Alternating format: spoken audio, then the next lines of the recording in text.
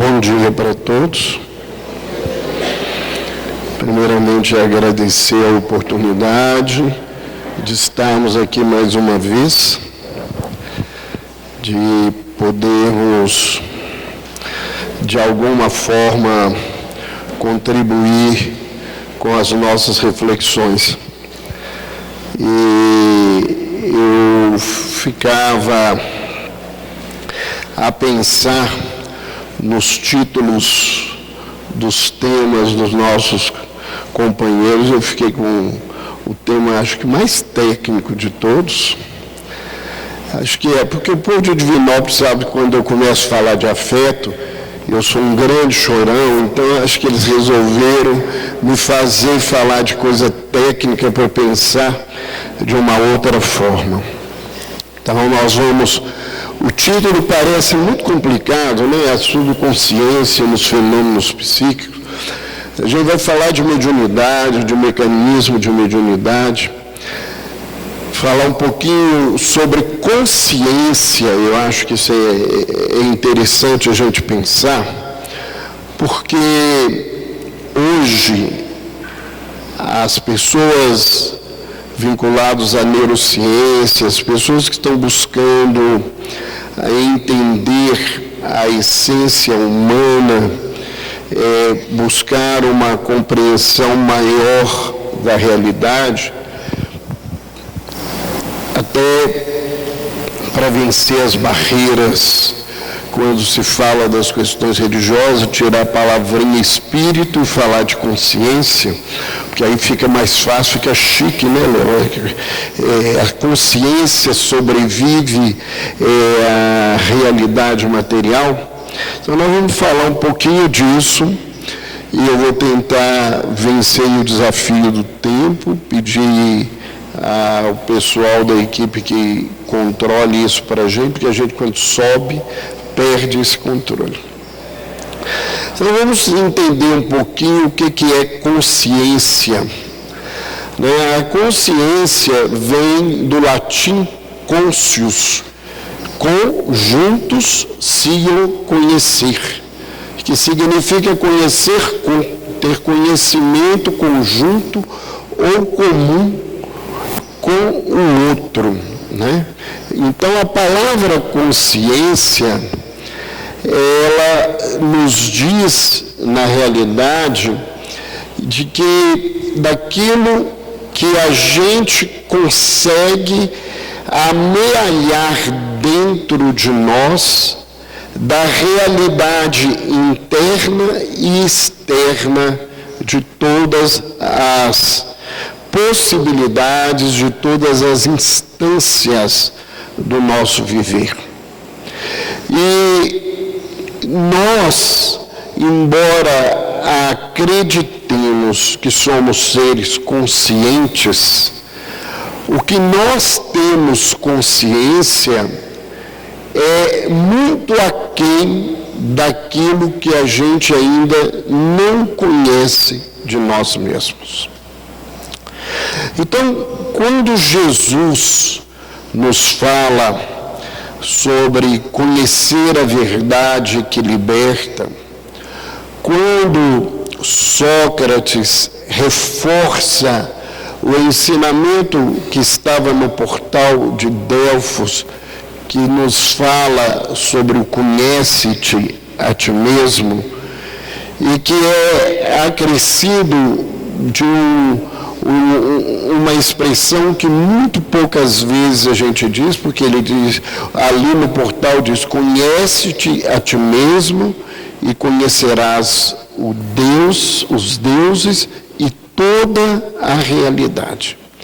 Então, quando nós buscamos essa consciência, ela é muito maior, né? E ela não é uma propriedade, né? A ciência tradicional, ela acredita que ela pertence à matéria.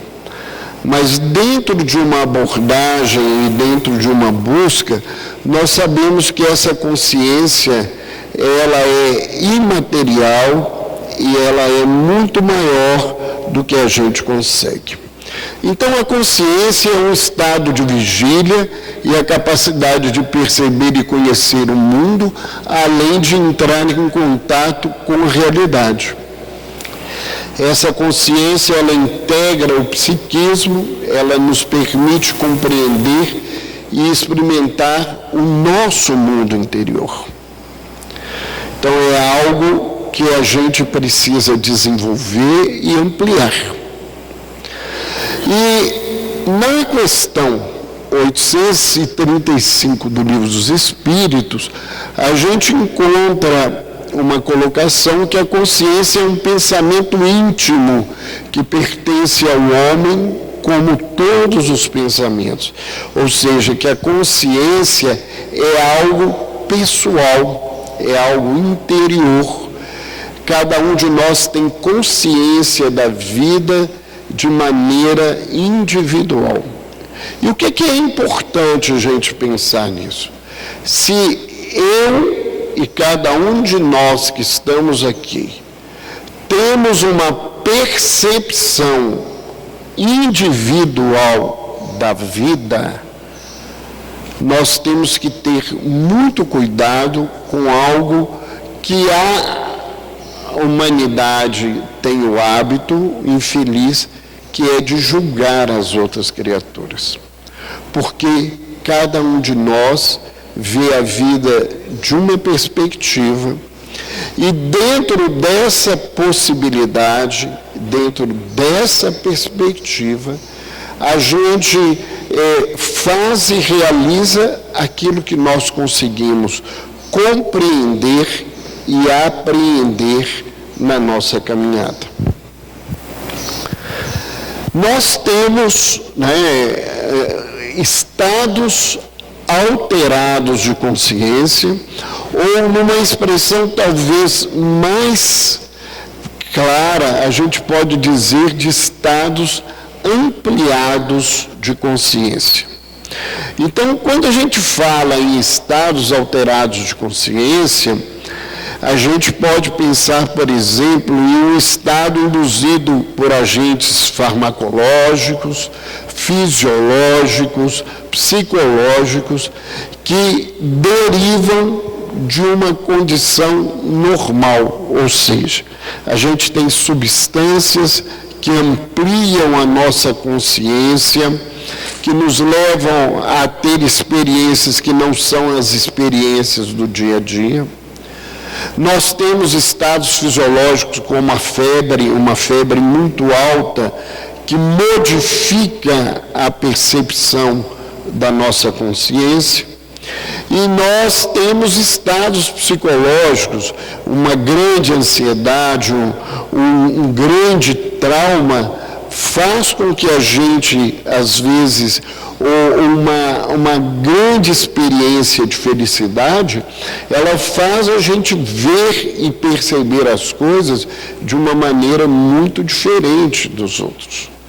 Então, esse estado alterado de consciência, nós temos no nosso dia a dia algumas experiências que são mais ou menos frequentes. Então, nós temos, por exemplo, o sono profundo sem sonhos. Isso é um estado alterado de consciência. Nós não sabemos o que acontece no nosso dormir no dia a dia. Os outros falam assim, eu nunca sonho, que não é uma verdade, a gente sonha todos os dias. Se a gente não sonhasse todos os dias, a gente ia enlouquecer. O que acontece é que nem sempre nós lembramos dos sonhos. E os sonhos são estados alterados de consciência. A obnubilação, que é esse quadro de uma percepção distorcida da realidade, também é um estado de consciência, como o coma, como a vigília, que traz a consciência nossa, a consciência objetiva, e nós vamos ver que os fenômenos espirituais, eles estão moldados dentro de um estado ampliado de consciência. Então, a pessoa, quando se apresenta num transe, ela está num estado ampliado de consciência. Ela percebe, ela vê, ouve, sente situações, né, muito peculiares que a grande maioria das pessoas que estão ao redor não convivem, né? E que alguns indivíduos daquela comunidade ou daquele grupo conseguem entender de maneira mais clara. Então, eu sempre, quando falo isso, eu me lembro, né, quando falando de mediunidade, por exemplo, a gente aqui em Minas Gerais tem um estado de mediunidade particular, porque o médium sente um trem e o dirigente sabe que trem que o médium sente, né? Coisa que o resto do Brasil e do mundo não consegue perceber. A gente tem uma mediunidade especial, que é a mediunidade do trem. Eu estou sentindo um trem, e o outro não precisa explicar que trem que é, o outro sabe que trem que existe, né? É essa situação. Nós pegamos aqui só para, vamos correr nessa questão da consciência, só uma fala de um estudioso chamado Pinker, que ele diz que a gente tem 3 tipos de consciência. O que ele chama de senciência, que é a consciência subjetiva, né? É uma atenção fenomenal, que é minha. Eu tenho a consciência de acesso à informação, que envolve a habilidade de reportar o conteúdo do que tem dentro de mim, de relatar isso, e a gente vai ter que buscar ainda essa consciência de autoconhecimento, que se amplia, que cresce e que é fundamental para a vida, embora a maioria de nós ainda está caminhando vagarosamente. E isso não significa nada ruim, significa que nós temos que entender que essa ampliação do conhecimento pessoal, ele não se faz pulando etapas, pulando degraus. Ela é lenta, mas a partir do momento em que eu vou adquirindo esse autoconhecimento, isso transforma a minha vida. Para entender essa fenomenologia que é a mediunidade, hoje nós temos a neuropsicologia, a neurociência, os novos recursos da propedêutica neurológica, que levantam a possibilidade de nós alcançarmos uma compreensão do que seja, do ponto de vista orgânico, a manifestação mediúnica. Não que o fenômeno mediúnico seja um fenômeno material, que isso é importante que as pessoas entendam. O que acontece é que tudo que o espírito traz para a realidade física, ele tem que passar pelo sistema nervoso, ele tem que passar por todo esse contexto, porque é o nosso aparelho neurológico que é o elemento físico transdutor daquilo que nós vivemos ou vivenciamos espiritualmente. E esses estudos, eles não são ainda substanciais, eles ainda precisam de um aprimoramento, e nós precisamos de estudiosos para entender tudo isso de uma maneira muito mais clara. O que eu quero dizer para vocês?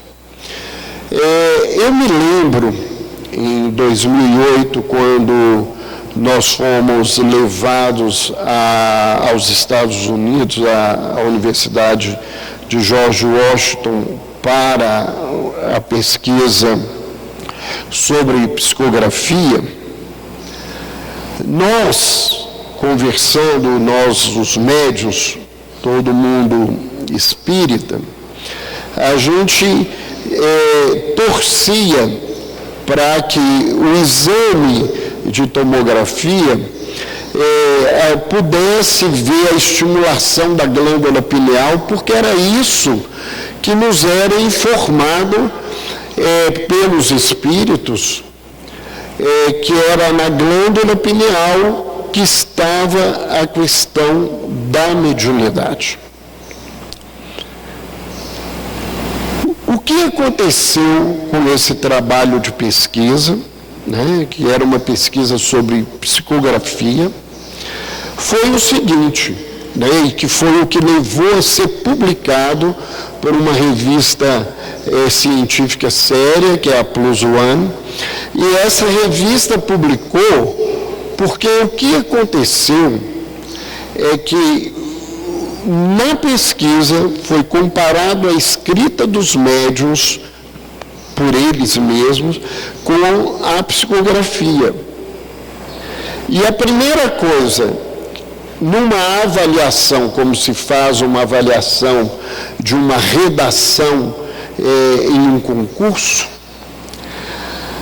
o texto que nós, os médiuns, escrevemos era mais pobre que o texto que os espíritos psicografaram. Mas mais do que isso, o nosso texto estimulava a área frontal da criatividade, ou seja, o texto que a gente escrevia ali, embora mais pobre, precisava da área da criatividade no cérebro para ser publicado. O texto psicografado pelos espíritos, mais rico, não tinha a estimulação da área da criatividade do médium. E isso ficou numa incógnita. Por que que um texto mais elaborado, um texto mais rico, não usou uma área fundamental para a produção de um texto no dia a dia? Havia ali uma alteração da consciência e nós entendemos, do ponto de vista espiritual, é porque o texto não era produção dos encarnados, era uma produção dos espíritos e aí não precisava dessa estimulação durante o fenômeno mediúnico. Então, nós vamos ver, né, que quando a gente fala de qualquer manifestação da consciência, seja ampliada ou não, a gente vai entender, do ponto de vista neurológico, que é um concerto de um grupo de áreas cerebrais que interagem mutuamente, constituindo um sistema funcional completo. Ou seja, o que eu vou tentar falar daqui para frente é trazer de uma forma sucinta um modelo, né, ou algumas percepções que a gente estuda para entender o que acontece no cérebro durante a mediunidade. Entendam muito bem, não é que o cérebro é que produz o fenômeno mediúnico, mas é o cérebro que recebe todo esse processo e que vai colocar ele em prática em termos de organismo. O fenômeno, seja da psicofonia ou da psicografia, que são mais comuns, a informação, o contexto, o sentimento que envolve tudo aquilo, ele está no campo do mundo espiritual, seja da energia no campo perispirítico, seja na essência do espírito, que é ainda algo muito mais complexo do que o que a gente convive com todos os dias. Mas a mediunidade, para acontecer, ela precisa que o cérebro funcione. A mediunidade, para que eu escreva durante a psicografia, precisa que os espíritos estimulem a parte motora da minha escrita, para que eu possa trazer a mensagem psicografada. Esse fenômeno, e isso a gente aprende na doutrina, ele pode ser totalmente consciente, onde o que o médium escreve, ele sabe o que está escrevendo. Ele pode ser totalmente inconsciente, aonde o que o médium escreve, ele só vai ter noção quando lê. E pode mesclar, e que é o mais comum, num fenômeno que nós aprendemos na codificação de ser semimecânico, aonde algumas coisas o médium tem noção e outras eles não têm. Particularmente, só para ilustrar, quando as pessoas me perguntam, eu sei uma, duas frases do início que vem na minha cabeça, Eu falo que é igual obsessão, toque mesmo. Aquelas duas frases vêm na cabeça. A partir daquilo ali eu não tenho noção do que vai ser escrito, Às vezes as duas frases têm uma letrinha melhor, porque a minha letra não é de médico, embora eu seja médico, eu brinco, o pessoal diz que minha letra é de professora primária, mas os espíritos que escrevem por mim têm letra muito pior que de médico, de vez em quando. Então, às vezes, é muito mais difícil. Então, a partir da escrita deles, que eu não tenho consciência, o controle motor também da letra vai se perdendo. Então, esses fenômenos é que a gente vai tentar entender. Então, nós precisamos lembrar que a visão espírita nos facilita entender que os processos mentais são uma expressão da atividade espiritual. E muita gente fala, que o fenômeno mediúnico é um fenômeno intelectual.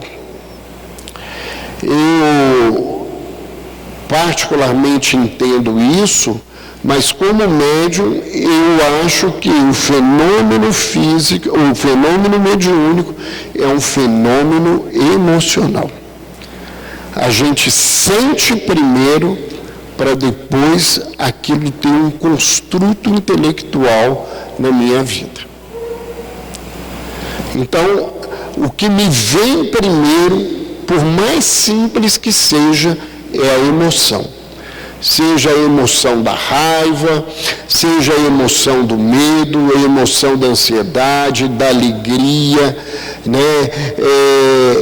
do sentimento profundo, e depois aquilo passa a ser decodificado em palavras, ou palavras faladas ou escritas. Então, o fenômeno, ele começa no campo da emoção. E aí a gente vai entender, dentro da doutrina, por que é importante a educação mediúnica no sentido de aprimoramento do espírito. Porque à medida em que eu me aprimoro moralmente, eu vou saber lidar com essas emoções de uma maneira mais controlada, no sentido de não desequilibrar. E aí eu aproveito a lembrança do Léo, quando vem uma informação que todo mundo fica ansioso, ou quando essa informação vem por alguém com mais tranquilidade, com maior percepção, e que isso não provoca essa mesma situação. Então, o perispírito é ele que integra e que transduz, ele transmite o que vem da emoção, do pensamento, e isso tem que ir para o cérebro. Porque é o cérebro que vai fazer com que você fale, com que você escreva, vai, muitas vezes, dependendo do fenômeno, da gesticulação, da fonação, da possibilidade de uma escrita com uma letra semelhante à do desencarnado, como a gente tem aí pesquisas na psicografia do Chico mostrando essas situações. Como é que surge o fenômeno da mediunidade? Quem nos fala sobre isso é André Luiz. Ele fala isso muito claramente e ele diz que toda célula é uma unidade viva. Ela emite radiações que se articulam com a emanação de outras, formando o chamado tecidos de força. Isso está lá em Evolução em Dois Mundos. Então, nós, todos, em todo momento, a gente irradia de nós aquilo que nós somos. Aqui, nesse momento, há um mar de ondas mentais de nós, os encarnados, e dos desencarnados, e esse mar de ondas, nós vamos captar coisas dele dependendo da nossa afinidade. Então, todo mundo transmite alguma coisa e algumas pessoas percebem essa transmissão com maior ou com menor capacidade e possibilidade. Então, todos nós temos esse halo energético, segundo a linguagem de André Luiz, né? E isso que nós chamamos de aura. Né? Então, quando alguém vira e fala assim, que o Espírito adivinhou sobre o que eu sou, não é essa a realidade. O desencarnado, principalmente desencarnados mais preparados, ao ter contato com a minha realidade energética, é como se ele soubesse transferir esse código e falar assim, não, fulano está ansioso, fulano está pensando na prova que ele vai fazer, fulano está triste porque estou vendo aqui a imagem de alguém que está fazendo ele ficar preocupado. Então, esse estado nosso, ele pode ser lido, pode ser decodificado, tanto pelos espíritos que estão ao nosso redor, quanto por um médium na sua sensibilidade.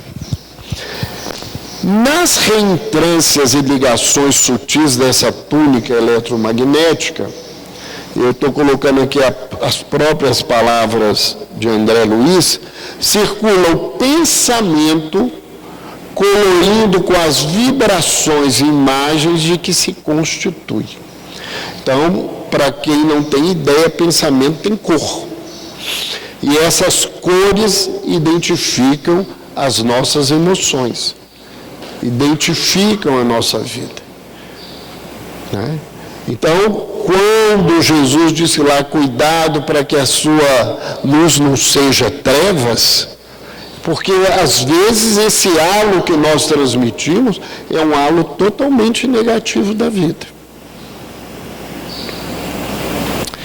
Então, essa aura, ela é uma plataforma onipresente, ela está o tempo todo.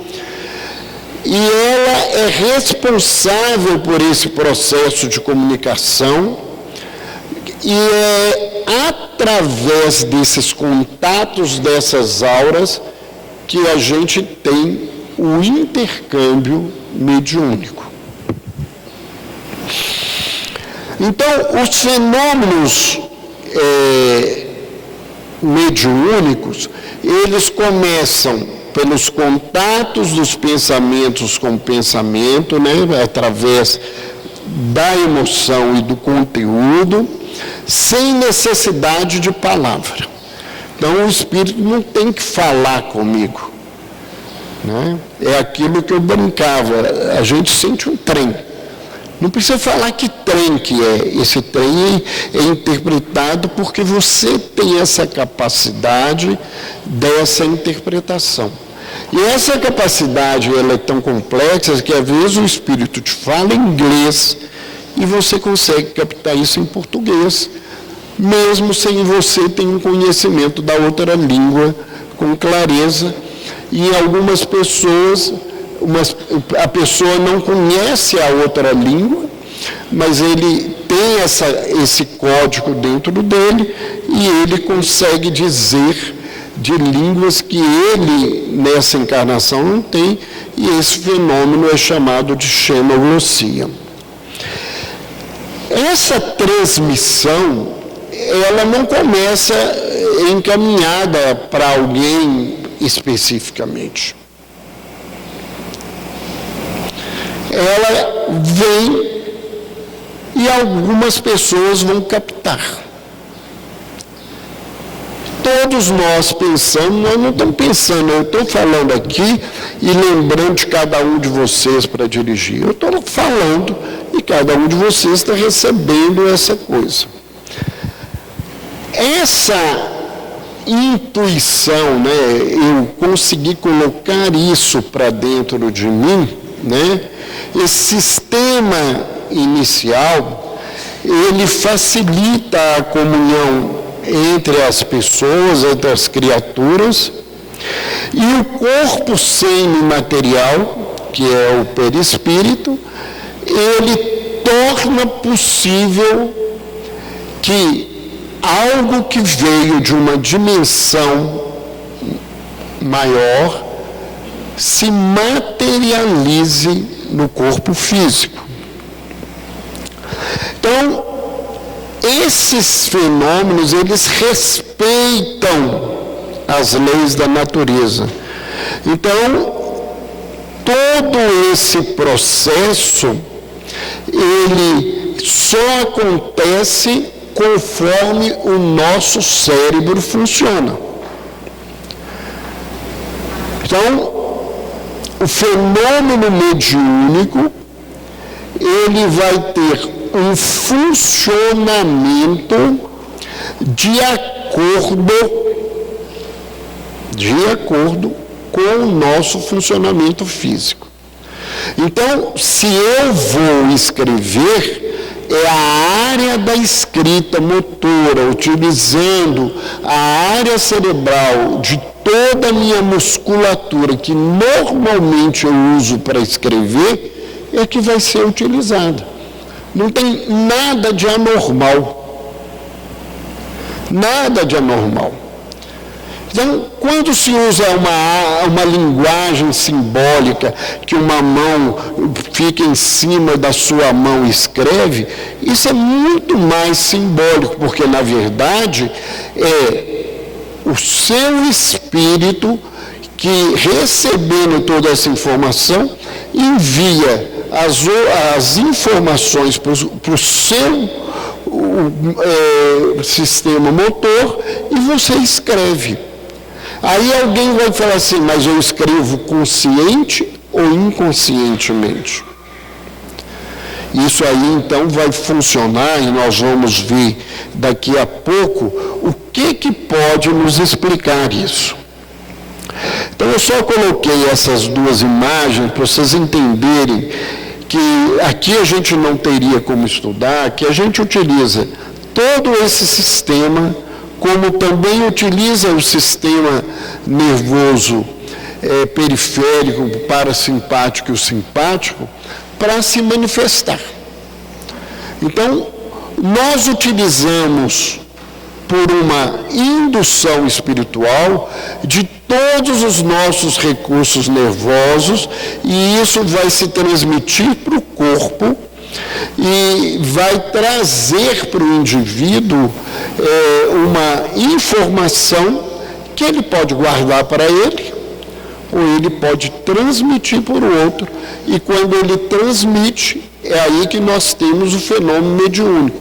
A mediunidade, ela só é quando ela é compartilhada. Então tem gente que vive a vida inteira a vidência e nunca contou para ninguém que vê. Isso não se tornou um fenômeno mediúnico, ficou um fenômeno anímico. Ele tem até porque não é espírito que vê através dele, é ele que vê o mundo espiritual, e às vezes ele não nos traz isso. Então vamos, só para caminhar rapidamente. Então a atividade cerebral tem uma interação entre o córtex, o tálamo, a substância reticular, o diencéfalo, esses palavrões aqui, para quem não conhece biologia, claramente é só para ter ideia que nós estamos utilizando o nosso cérebro dentro daquilo que precisa. Então, a psicografia, a vidência, a audiência, a psicofonia, ela tem uma participação do nosso córtex, né? Então, quando eu vejo, do ponto de vista mediúnico, eu vejo pela mesma região que o cérebro vê o mundo. Ah, mas como é que é isso? Essa coisa não é tão simples. A gente acha que nós estamos vendo todo mundo de cabeça para cima aqui. A informação que os olhos mandam para o cérebro chegam de cabeça para baixo, o cérebro decodifica e nos coloca nessa postura. É da mesma forma. Vem uma informação de um outro nível e ela é decodificada, e essa observação ela é feita, no caso, por exemplo, da visão, a nível occipital, aqui na parte de trás do nosso cérebro, é onde fica, né, a área da leitura visual do nosso ser. O que acontece que pessoas têm consciência e outros não têm consciência mediúnica? Então, aqui nós estamos trazendo um modelo. Existe uma área do nosso cérebro, do nosso sistema nervoso central, que se chama sistema reticular ativador ascendente. É esse sistema reticular, né, ativador ascendente, que nos dá a consciência do que nós estamos vivendo. Quando a gente dorme, ele é bloqueado. Então, provavelmente, o médium inconsciente, ele é bloqueado nessa área. Para que ele é bloqueado? Às vezes, para não ter o peso daquela situação emocional que é muito intensa e que poderia desencadear fisicamente e psiquicamente uma reação muito mais difícil. Ou o que a gente, às vezes, muitos fenômenos acontecem, é que na inconsciência você traz coisas que você não fica filtrando, e que permite uma pureza do fenômeno que não acontece muitas vezes no campo da consciência. Eu, particularmente, acredito muito nisso, porque eu sou um encrenquinha do fenômeno mediúnico que me acontece, nem é do que acontece com os outros.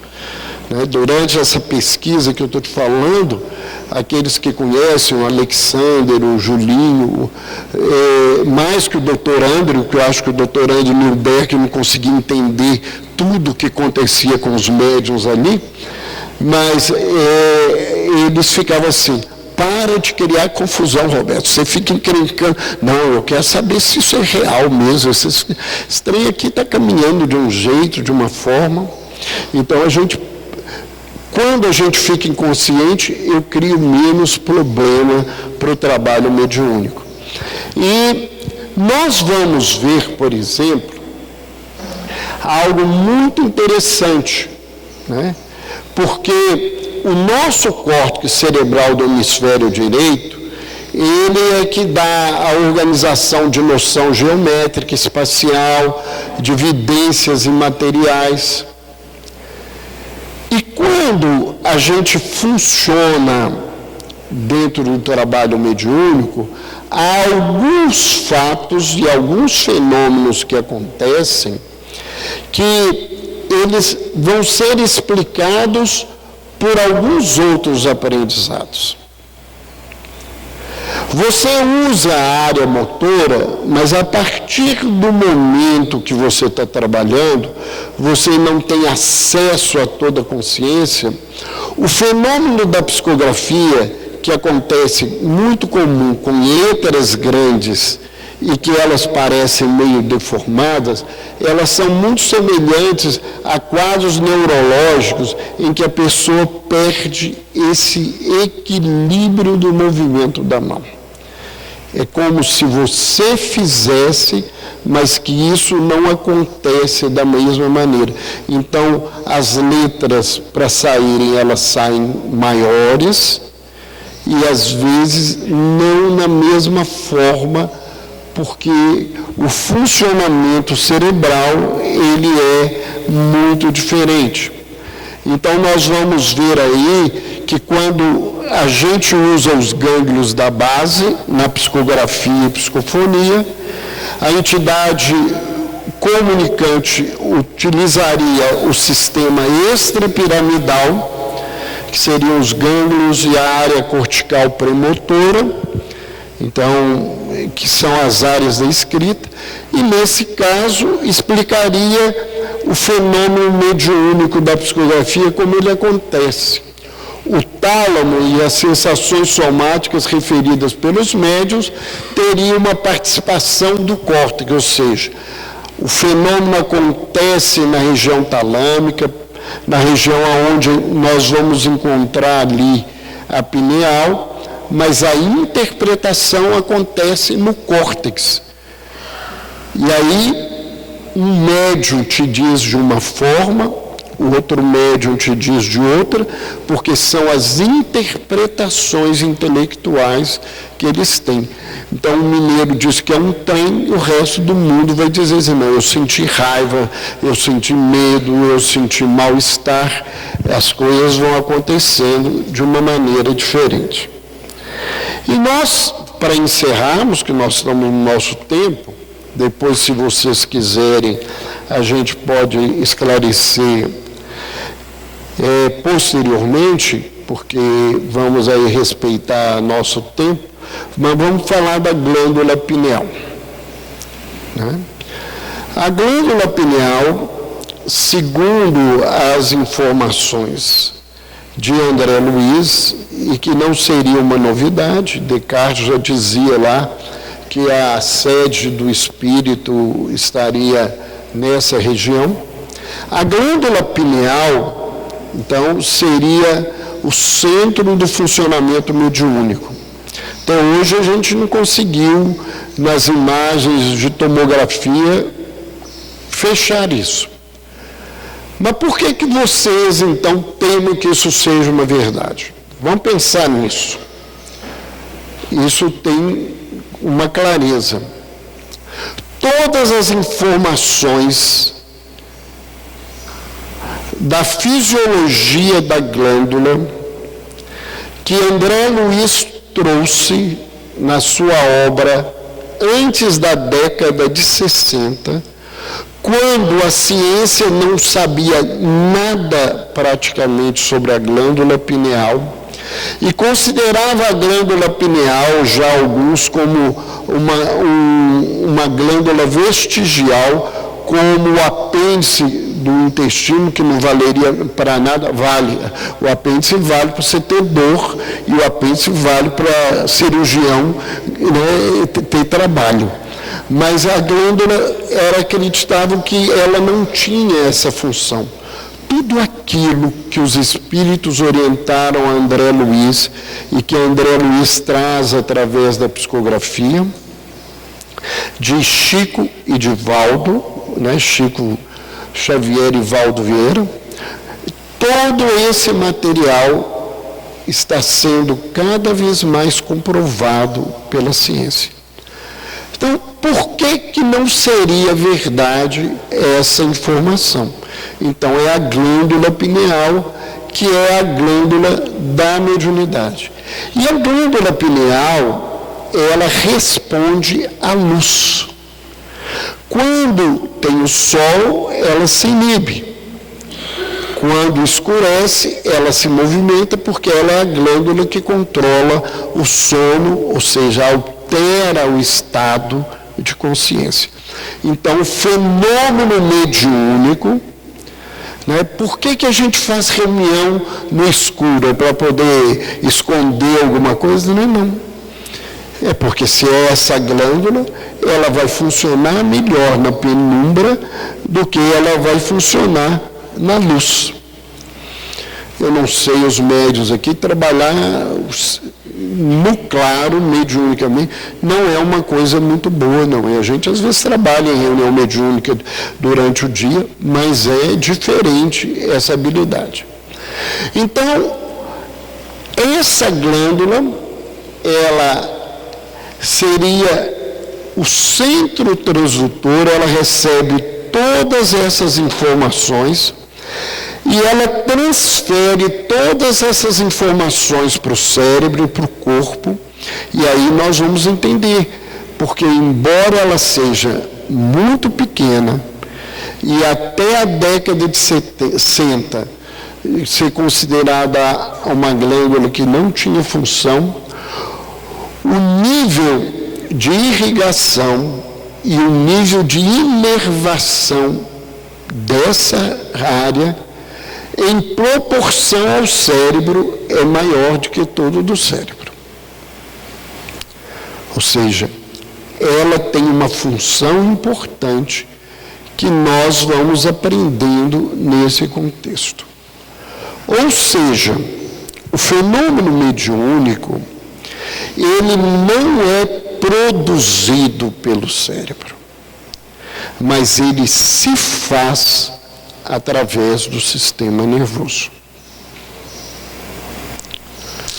Não é o meu cérebro que sente raiva, mas é o meu cérebro que manifesta a raiva que o meu espírito sente. Não é o meu cérebro que se contacta com o espírito. Não é o espírito que vai usar o meu cérebro, mas o espírito, no contato com o meu espírito, eu tenho toda essa informação e dentro da sensibilidade eu trago isso para o corpo físico e isso se transforma em fenômeno mediúnico. Esse fenômeno, ele é simples, muito simples, porque ele atende uma lei, a lei da afinidade. Como qualquer fenômeno natural, ele é ímpar. Cada médium tem uma forma de se manifestar. E como qualquer lei natural, ele tem regulação. Então, nenhum médium precisa ficar preocupado que ele vai sair entrar no transe e ele não vai voltar. Todo mundo vai voltar. Todo mundo vai voltar. Essa coisa assim. E se eu for e não voltar? É igual em regressão, né? Hoje eu não trabalho muito com isso, mas quando eu fiz formação em regressão a vivências passadas, o pessoal fala assim, e se eu for e não voltar, você vai aonde? Você vai sair daqui? Vai para algum lugar? Não vai? A coisa não acontece desse jeito. A gente não vai. O que acontece é que meu cérebro vai retornar com informações, e as informações que eu posso utilizar na regressão. E isso está lá, inclusive, no Livro dos Espíritos. A gente só relembra aquilo que é útil. A gente não vai relembrar o que não precisa. Por isso que regressão não serve para curiosidade, de saber quem que eu fui. Ela serve para lidar e tratar de determinadas experiências das pessoas. Então, o fenômeno mediúnico, ele é autorregulador. Então, a coisa toda acontece desse jeito. Então, vamos só guardar essa ideia, né, de que não é o corpo que produz a mediunidade, mas a mediunidade acontece através do cérebro, que controla toda a movimentação do médium durante o fenômeno mediúnico. Espero que nesse tempo curto eu tenha trazido uma coisa que quando a gente faz um seminário dura um final de semana, né? Tem muita coisa complexa aqui. Nós deixamos aqui alguns os slides, porque não daria mesmo, mas vamos fechar nisso e guardar essa experiência. Desde já, então, nós estamos agradecendo a atenção de vocês e que Deus nos abençoe, que a gente continue até o final do evento nessa mesma vibração de paz que a gente sente desde ontem. Eu particularmente fui premiado desde sexta-feira com uma experiência gostosa no Centro Espírita Mestre Erasto. Então, vamos aproveitar mais disso para a gente poder levar para os nossos dias, para a nossa vida. Muito obrigado.